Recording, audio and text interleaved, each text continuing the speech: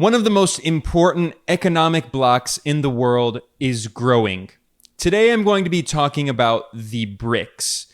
That stands for Brazil, Russia, India, China, and South Africa. These are the founding members of the economic bloc of developing countries and emerging markets. It was first formed in 2009 as the BRIC, and then South Africa was added in 2011. And BRICS held its 15th summit this August in Johannesburg, South Africa, and made a very big announcement. The bloc is going to be expanding and adding 6 new members. These include Argentina, Egypt, Ethiopia, Iran, Saudi Arabia, and the United Arab Emirates. Now, this summit was historic in many ways. It wasn't as explosive and groundbreaking as some people thought it would be, but I still think this is an important historical event. And today I'm going to be talking about what came out of the summit in Johannesburg.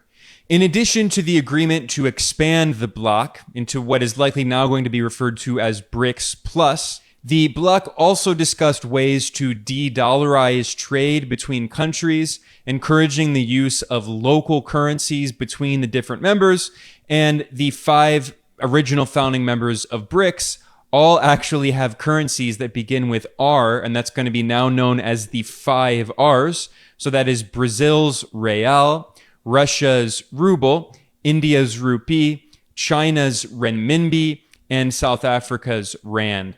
So that is one way to de-dollarize, to encourage trade and investment among the different countries using their local currencies.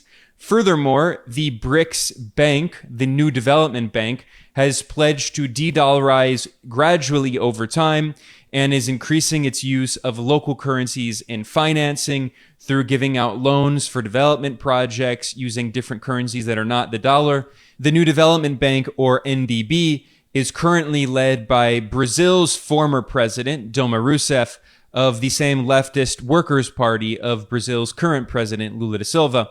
And she has said that in the short term, the NDB is going to give out 30% of its financing in local currencies of the members of BRICS. And of course, BRICS is going to keep expanding in the future. 42 countries have expressed interest in joining BRICS, according to South Africa's government. 22 countries have formally applied, and it's very likely that these 6 countries that have been added are just going to be the first of several waves of new members. Now, I think one of the most important things to stress here at the beginning is that this is a massive blow to the petrodollar system. What is that? Well, since the 1970s, the vast majority of the oil sold on the international market has been sold in dollars. Since the 1970s, Saudi Arabia made an agreement with the United States that it would list its oil on the global market in dollars.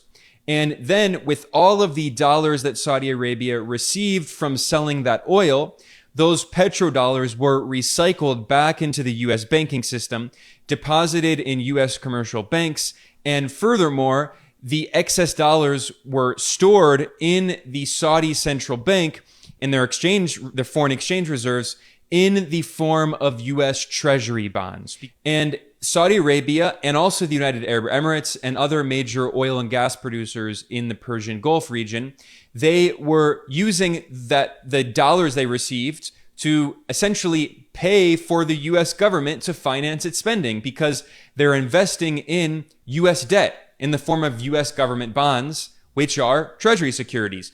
So this has been one of the ways that the United States has been able to finance the massive trade deficit it has with the rest of the world.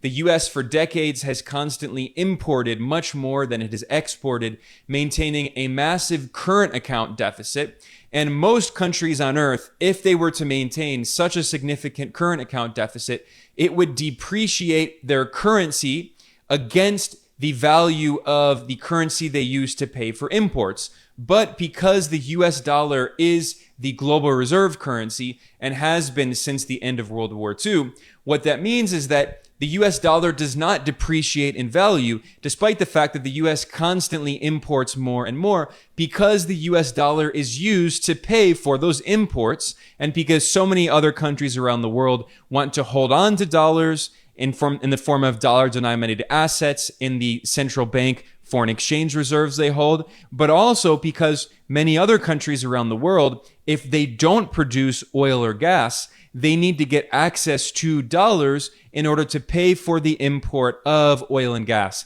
That maintains an artificial demand all around the world for countries to get access to dollars, which helps strengthen the dollar, and therefore it helps strengthen US economic hegemony and geopolitical influence.